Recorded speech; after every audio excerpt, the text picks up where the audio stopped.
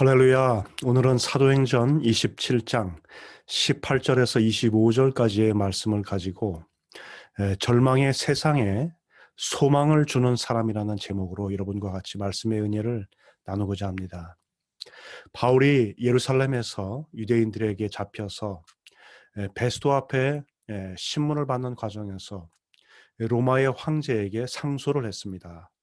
그래서 이제 미결수의 몸으로 로마로 압송되고 있습니다. 바울을 태운 그 배는 가이사랴에서 출발했죠. 그리고 그 배에는 로마의 백부장 율리오가 함께 승선해 있었습니다. 그 배는 오늘날 터키의 남쪽 지역에 있는 사이프러스 섬을 지나서 터키 남부 지역으로 항해를 하고 있습니다. 27장 5절을 보면 루기아의 무라에서 더 큰 배, 이 알렉산드리아호로 바꿔 타게 됩니다. 그러니까 원래 아드라무테노라고 하는 그 배를 타고 갔는데 이 무라라고 하는 그 지역에서 알렉산드리아호로 배를 바꾼 것이죠. 그 지역은 오늘날 터키의 무라라고 하는 매우 아름다운 항구 도시가 되겠습니다. 알렉산드리아호는 로마까지 가는 길에서 이제 터키의 아래쪽 남서쪽 남서 지역에 떨어진 그 지역, 그 크레테 섬을 지나게 됩니다. 8절을 27장 8절을 보면 크레테 섬의 미항이라고 하는 그 작은 항구에 배가 도착하게 되는데 바울이 보기에 이제 금식하는 절기가 끝나고 이 지중해에 돌풍이 많이 일어나는 그런 시기가 된 까닭에 그곳에 출항하지 말고 머물자고 오늘 본문에 보니까 10절에 이렇게 말했습니다. 그런데 11절을 한번 보십시오. 백부장이 누구의 말을 더 듣습니까? 그것은 미결수의 노인 바울이 아니고 당연히 뱃일에서 잔뼈가 굵은 선장과 선주의 말을 더 믿고 따르게 되는 것이죠. 그래서 12절을 보면 이 크레테 섬의 서북쪽에 위치한 그 베닉스 이 항구로 가서 거기서 겨울을 지내야 되겠다 이런 계획을 가지게 됩니다. 그래서 미항이라고 하는 항구를 떠나서 이 크레테의 다른 지역에 있는 그 베닉스 항구로 배를 출항을 하게 되는데요. 그런데 얼마 안 돼서 갑자기 그 크레타 섬 가운데서 유라굴로라고 하는 광풍이 일기 시작한 것입니다. 그래서 배가 정신없이 그 강풍에 휩싸이면서 오늘 본문에 일어난 일이죠.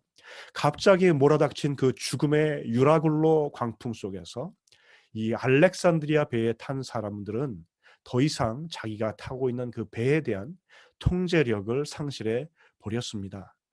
오늘 본문 18절 19절을 보면 항해의 위험을 무릅쓰면서까지 그들이 지키려고 했던 그들의 재산도 그리고 그 배의 기구도 모두 바닷속에 내버리는 것을 볼 수가 있습니다.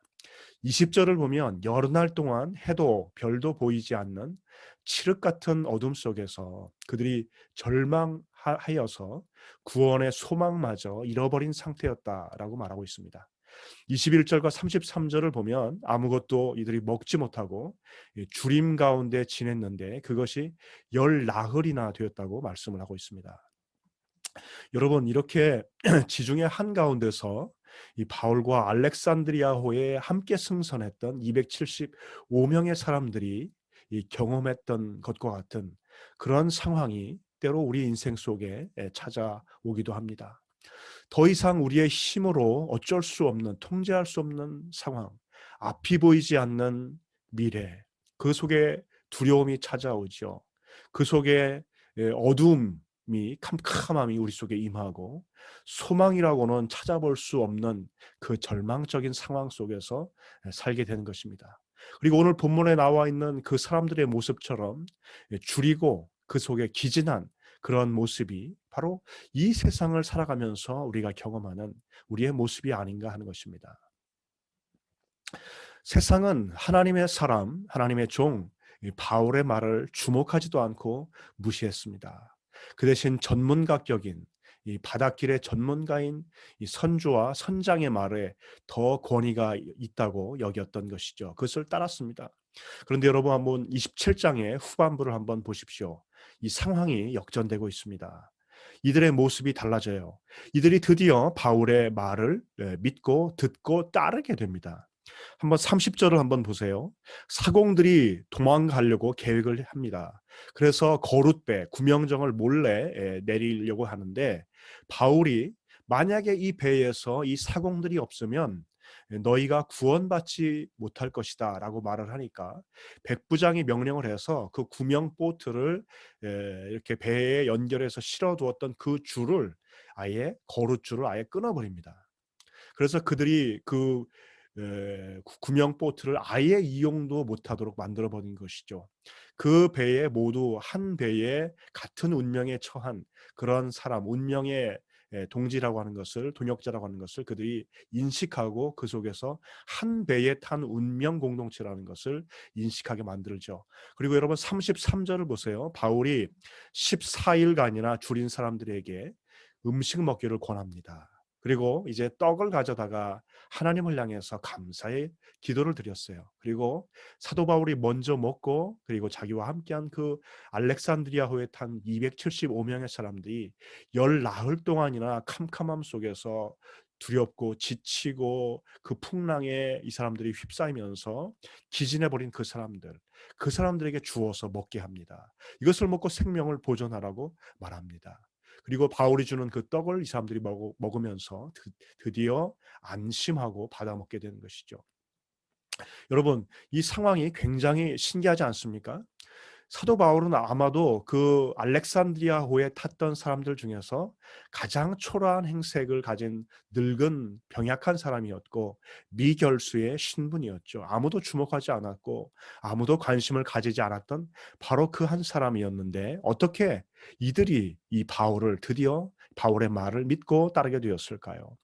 어떻게 절망에 처한 사람들에게 바울이 소망의 말을 하죠? 어떻게 안심시키는 말을 할 수가 있죠? 어떻게 죄수의 몸으로 그가 하나님의 말씀을, 하나님을 증거할 수가 있었을까요? 오늘 저와 여러분이 같이 고민해 볼 주제는, 제목은 바로 이것입니다. 어떻게 이 절망을 주는 세상 속에서 우리가 이 세상에 희망을 주는 사람이 될 수 있는가라고 하는 부분이죠. 오늘 본문을 통해서 우리가 다시 한번 깨닫게 되는 것은 무엇입니까? 그것은 하나님의 백성, 하나님의 사람, 성도의 위치입니다. 세상 속에서 우리 성도들도 살아갑니다. 그러나 우리는 세상 속에 속하진 않았죠. 우리는 하나님 나라의 시민이고 하나님 나라의 권속이 아닙니까? 여러분, 그래서 그 속에 우리의 정체성과 우리의 특권이 있는 것이죠. 그 속에 우리의 위치가 있어요. 여러분, 바울이 광풍 속에서, 여러분, 딴 사람들은 하나님의 말씀을 듣지 못해요. 그러나 하나님께서 사도 바울에게는 하나님의 말씀을, 하나님의 사자를 통해서 들려 주시죠. 여러분, 광풍 속에서 받은 하나님의 말씀은 무엇입니까? 22절에서 24절까지의 말씀 나오는데 세 가지로 볼 수가 있어요. 첫 번째는 바울아 두려워하지 말라라고 하는 음성입니다. 이 말씀을 세상 사람들은 듣지 못했습니다. 하나님의 말씀을 받은 것은 하나님의 사람 바울이었어요.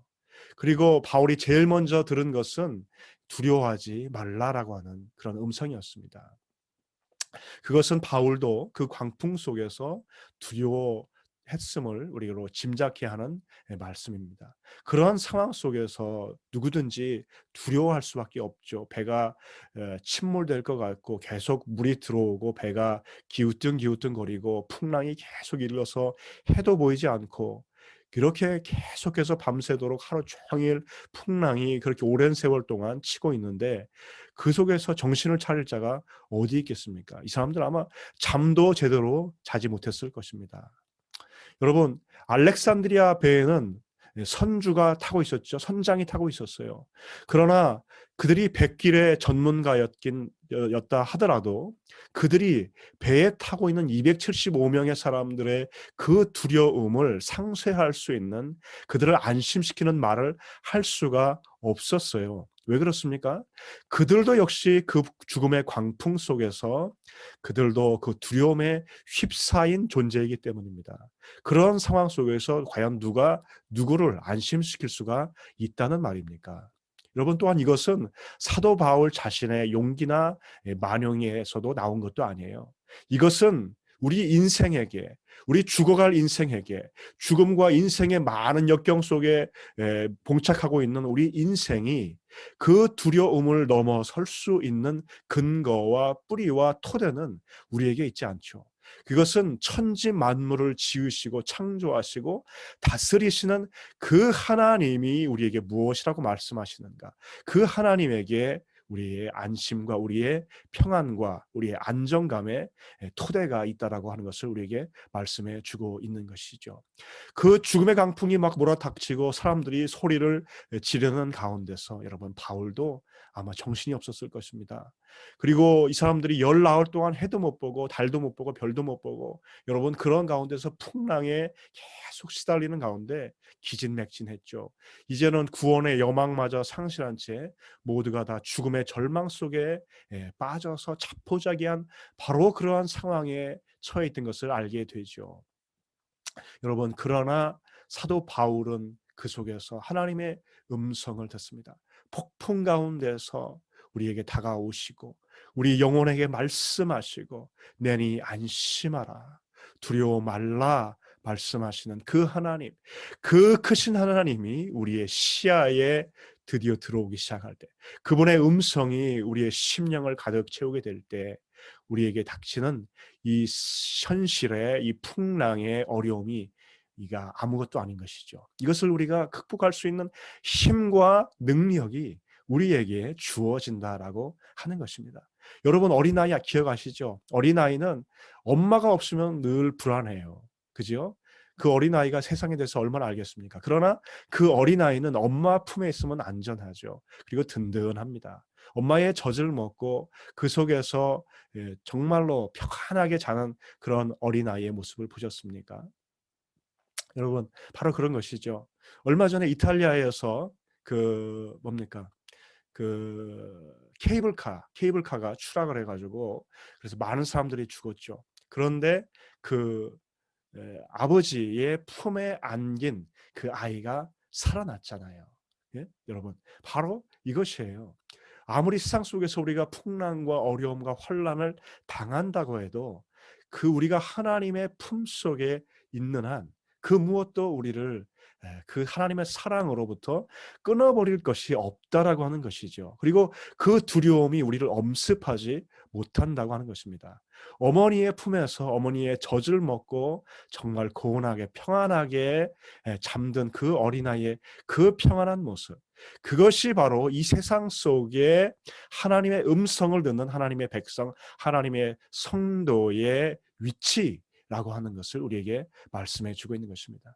사랑하는 형제자매 여러분, 모든 인생은 두려움 가운데 삽니다.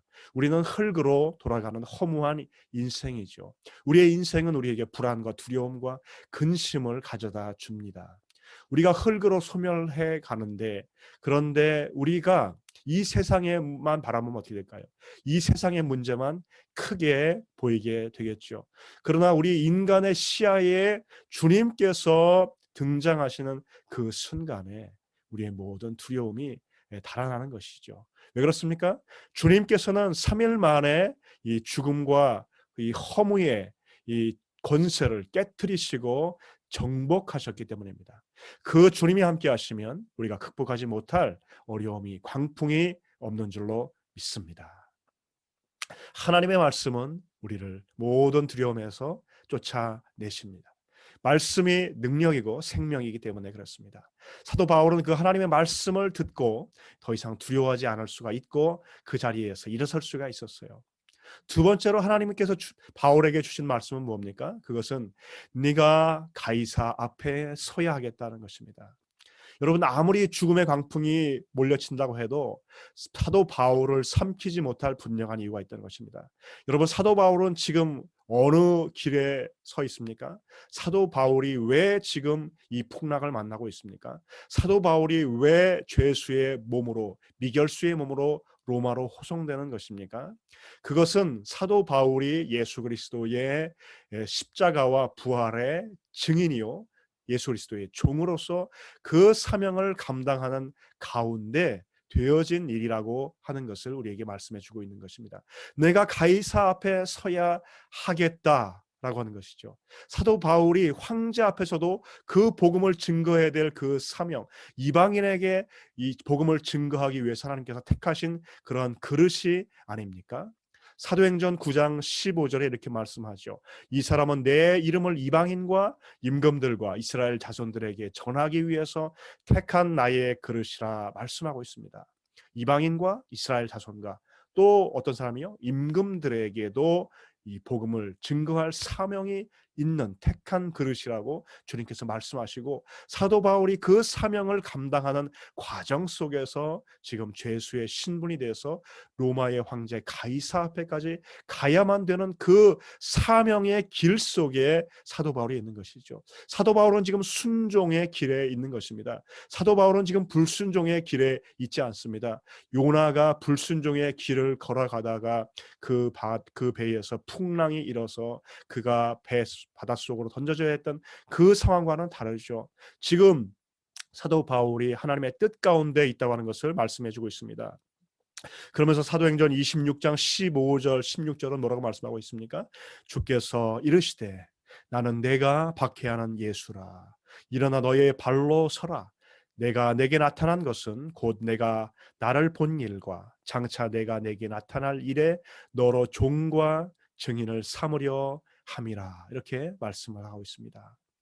여러분, 종이란 말은 휘페레테스입니다. 휘포라고 하는 말은 아래라고 하는 소리이고, 에레소라고 하는 것은 노를 젓다라고 하는 거예요. 그러니까 여기서 말하는 종이라고 하는 말에 휘페레테스라고 하는 말은 배 아래에서 밖을 내다보지 못하는 가운데 노예로 종으로서 그 말없이 묵묵히 그렇게 노를 저어야만 되는 그런 노예의 모습을 말해주고 있는 것이죠. 노예는 그 배의 방향과 정지와 그 속도에 대해서 아무런 그 결정권이 없습니다. 그 모든 것은 선장과 선주가 결정을 하는 것이죠. 그 노예는 휘페레테스는 종은 선주가 선장이 시키는 대로 고수가 북을 치는 대로 그 속도에 맞추어서 열심히 노를 저어가는 것이죠. 그가 배 아래에서 어디로 가는지 그가 알 수가 있겠습니까? 알 수도 없어요.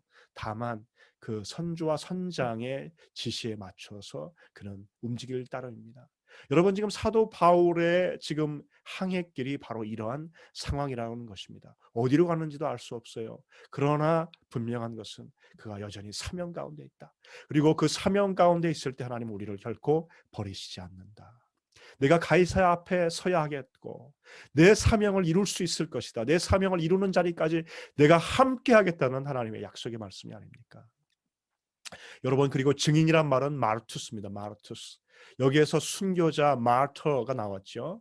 그래서 이것이 같은 뿌리를 어원을 가지고 있습니다. 그러니까 증인이라고 하는 것은 자기가 본 사실에 목격한 사실을 증거하는, 참으로 그대로 진실되게 하기 위해서 자기의 생명이 왔다 갔다 하고 자기의 생명에 위험이 따른다 할지라도 거짓 증거하지 않고 위증하지 않고 진실된 증거를 하는 것이 증인의 참된 본분이고 사명이죠. 사도 바울이 바로 이러한 증인으로서의 삶을 살았다는 것이에요. 내가 주 예수께 받은 사명, 곧 그 복음을 증거하는 일을 마치려 하면은 나의 생명을 조금도 귀한 것으로 여기지 아니하노라. 여러분, 사도 바울이 갈라디아서 6장 17절에 말씀하죠. 누구든지 더 이상 나를 괴롭게 하지 마라. 내가 내 몸에 예수의 흔적을 가졌다 말씀하고 있습니다. 여러분, 사도 바울이 복음을 증거하는 가운데서 그가 겪었던 그 고난, 위험, 위협, 그리고 수고함과 애씀, 그리고 자지 못함과 주림, 그리고 굶음과 추위와 헐벗음, 돌에 맞고 3번 태장으로 맞았죠. 3번 파선했어요. 그리고 일주야를 바다 깊은 곳에서 지냈다고 사도 바울이 고백하고 있죠. 사도 바울이 종과 증인으로서의 부르심에 순종해서 달려갔던 정말 고난의 삶이었습니다. 생명을 조금 더 귀한 것으로 여기지 않았던 그런 삶을, 사명의 삶을 사도 바울이 달려갔지 않았습니까? 그러므로 지금 여전히 사도 바울은 그 사명의 수행 과정에 동일선상에 서 있는 것이고, 그렇다고 한다면 생명 걸고 주님의 종이 되어서 주님의 말씀의 이 복음의 이 증인이 된 사도 바울의 삶과 사역을 하나님께서 지켜주시지 아니하시겠습니까? 하나님께서 책임져 주시지 않으시겠습니까? 여러분, 바로 이것이죠. 우리가 사명을 따라서 우리가 진실되게, 우리가 충성되게, 우리가 생명을 바쳐서 주님의 종으로, 복음의 증인으로, 말씀의 증거자로 우리가 살 때 하나님께서 우리의 인생을 책임지시고 우리의 인생을 지켜주시고 보호하여 주신다고 하는 바로 그러한 사실입니다. 여러분, 우리는 질문해야 합니다. 나는 지금 누구의 종과 증인으로 살고 있습니까? 혹시 내 욕심과 내 이기심의 종이 되어서 살고 있지는 않습니까? 자기를 드러내는, 자기를 자랑하는 자식이 자신의 증인으로 살고 있지는 않습니까? 주님의 충성된 증인으로, 종으로, 그리고 말씀의 증인으로 살아가시는 여러분 되시기를 소망합니다. 그리고 세 번째, 광풍 속에서 하나님께서 이 바울에게 주셨던 말씀은 무엇입니까? 그것은 너와 함께하는 자를 다 너에게 주었다라고 하는 말씀입니다. 여러분, 알렉산드리아 배에는 지금 사도 바울 외에도 275명의 사람들이 함께 그 배에 타고 있는 것이죠. 배의 항해를 할 때 선장도 있고 선주도 있고, 그리고 군사적인 책임을 지는 백부장 율리오도 있고, 함께 그 휘하의 병사들도 함께 있습니다. 여러분, 그런데 지금 위기의 상황 속에서 누가 리더십을 발휘하게 되죠? 정말 세상 사람들이 보기에 아무것도 아닌 노쇠하고 병약하고 비천해 보이는 그런 미결수 죄수의 몸이었던 그런 바울의 말을 지금 듣게 되지 않습니까?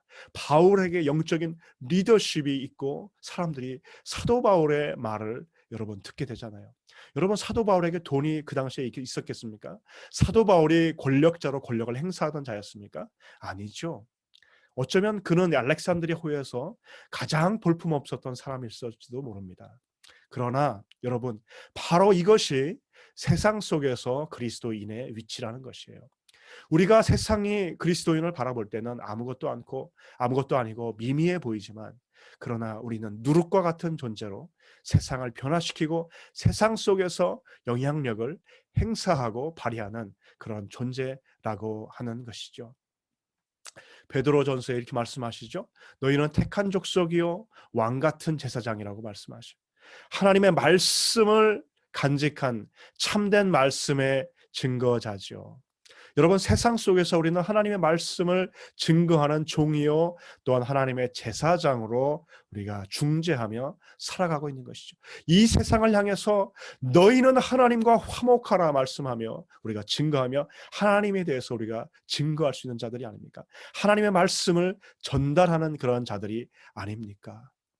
그 하나님의 말씀을 간직한 자들이죠. 그래서 하나님께서 그 말씀을 실어 나르는 우리에게 하나님의 권위를 주시는 거예요. 그리고 우리에게 영적인 리더십을 주시는 것입니다. 그래서 이 세상의 절망 속에 빠져서 허우적거리고 기진하고 그 속에서 소망을 잃어갈 때 우리에게 하나님이 주시는 이 소망의 말씀, 능력의 말씀, 이 생명의 말씀을 가지고 우리는 세상을 향해서 위로의 메시지를 증거할 수가 있는 거예요. 생명의 메시지를 증거할 수가 있는 거예요. 소망의 메시지를 증거할 수가 있는 거예요. 여러분, 이래서 하나님께서 우리를 통해서 세상으로 복받게 하신다고 하는 것이죠. 세상 속에서 우리 성도들의 특권은 무엇입니까? 그것은 하나님께서 주신 말씀을 우리가 받은 자가 된다는 것이고, 23절을 보면 사도 바울이 뭐라고 말합니까? 내가 속한 바 곧 내가 섬기는 하나님의 사자가 어젯밤에 내 곁에 서서 말하되, 이 하나님과의 친밀한 동행, 이 하나님과의 친밀한 교제, 이 하나님의 말씀하심, 하나님의 임재를 경험하면서 사는 까닭에 바로 소망 없는 이 세상의 어둠 가운데 살아가는 자들에게 우리가 이 말씀의 빛을 증거할 수 있는 존재들인 줄로 믿습니다. 여러분, 그러한 동시에 이 세상 속에서 하나님의 사람의 사명은 무엇일까요? 오늘 22절과 25절을 한번 읽어보겠습니다. 22절에서 이렇게 말합니다. 내가 너희를 권하노니 이제 너희는 안심하라. 너희 중 아무도 생명에는 아무런 손상이 없겠고 오직 백분이라. 25절에 말씀합니다. 그러므로 여러분이 안심하라. 나는 내게 말씀하신 그대로 되리라고 하나님을 믿노라. 할렐루야. 여러분, 여기서 안심하라고 하는 말은 유스메오라고 하는 말입니다. 그것은 원어의 뜻은 기뻐하라는 그러한 뜻이에요. 지금 어떤 상황과 환경 속에서 사도 바울이 정말 이런 말을 하고 있습니까? 정말 상상조차도 할 수 없는 그런 절망의 상황 속에서 사도 바울이 기뻐하라고 말씀하고 있어요. 왜 그렇습니까? 이미 하나님의 음성을 알기 때문이에요. 이미 배가 손상은 올 것이지만 그들이 생명에는 아무런 지장이 없을 것을 알고 있었기 때문이에요. 그리고 그들이 반드시 한 섬에 걸릴 것을 사도 바울이 알고 있었기 때문이에요. 그리고 사도 바울이 그 사명을 이루기까지 그 배에 문제가 없을 것을, 그 함께 동성한 그런 사람들의 생명에 지장이 없을 것을 사도 바울이 알았기 때문이에요. 왜냐하면 하나님께서 그 일을 이루시기 때문에 그런 것이죠. 그래서 사도 바울이 확신에 차서 기뻐하라고 말씀을 한 거예요. 여러분이요, 기뻐하십시오. 여러분이요, 안심하십시오. 나는 내게 말씀하신 그대로 되리라고 나는 하나님을 믿습니다. 여러분, 이러한 당당함과 이러한 자부심, 이 모든 것이 어디서 나옵니까? 바로 이 하나님의 제사장 된 우리 성도들에게 하나님의 임재와 동행과 하나님의 축복과 하나님의 말씀이 주어지기 때문에 바로 우리가 그 말씀을 증거하는 우리가 사신으로서 우리가 그 권위를 힘입어서 세상을 향해서 그 소망의 메시지를 증거할 수 있는 줄로 믿습니다. 여러분, 어젯밤에 들은 사도 바울은 하나님의 그 말씀을 믿었습니다. 하나님의 말씀 그대로 되리라고 나는 믿노라. 그의 종과 증인으로서의 사명을 이루시겠다고 하는 하나님의 말씀, 내가 가이사 앞에 서야 하겠고 그 말씀 그대로 될 줄로 사도 바울은 믿었던 것입니다. 그리고 너에게 준 모든 사람들을 내 손에 붙였다라고 하신 그 말씀, 그래서 사도 바울의 사명을 이루기 위해서 사도 바울을 보호하시고 지키신다고 하신다면 사도 바울 덕분에, 사도 바울을 통해서, 사도 바울 때문에 그 배에 동승한 275명의 다른 모든 사람들도 건지실 것을 사도 바울이 믿고 확신하고 안심하고 사람들에게 기뻐하라고 말씀할 수 있었던 것이 아니겠습니까?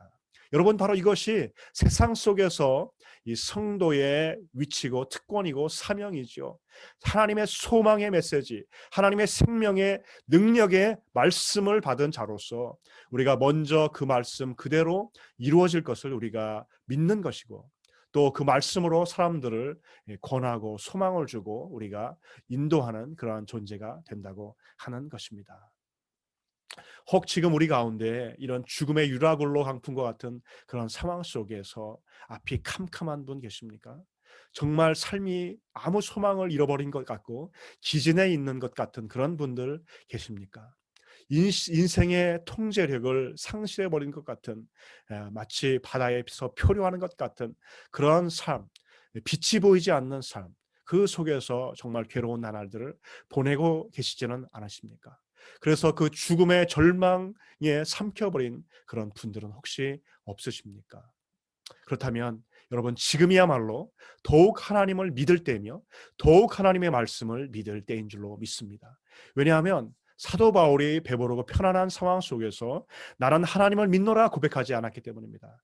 죽음의 광풍이 열나흘 동안이나 몰아치는 바로 그 험악한 상황 속에서 사도 바울이 하나님의 음성을 들었고 그 말씀 그대로 될 것을 사도 바울이 더욱 굳세게 믿은 것입니다.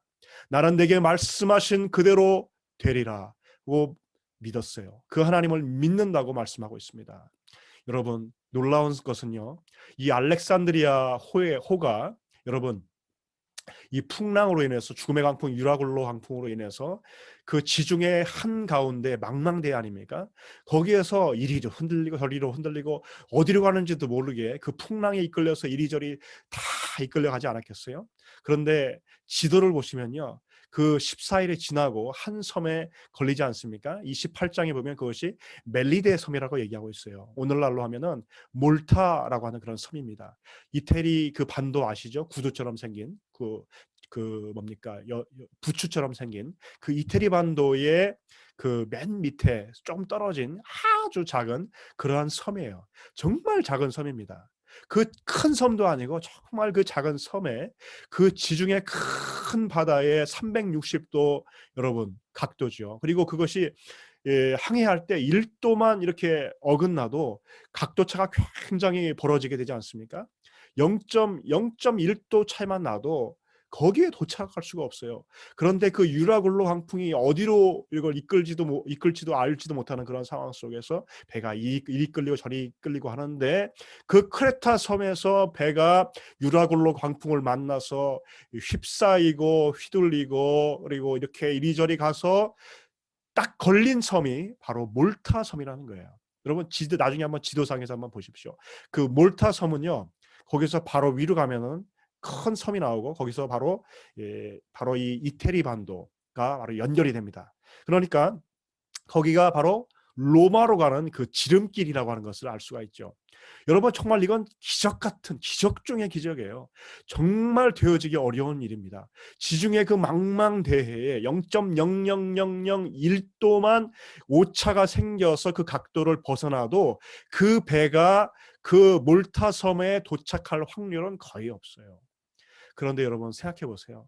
전혀 기대할 수 없었던 인간의 생각 속에서 기대할 수 없었던 그런 상황 속에서 그 유라굴라 강풍이 그 알렉산드리아호를 몰아간 것이 바로 로마에서 바로 직선거리 아래에 있는 그 몰타 섬으로 그것도 아주 작은 섬으로 인도에 갔고 거기에 상륙했다라고 하는 것은 여러분 이건 기적 중에 정말 기적입니다.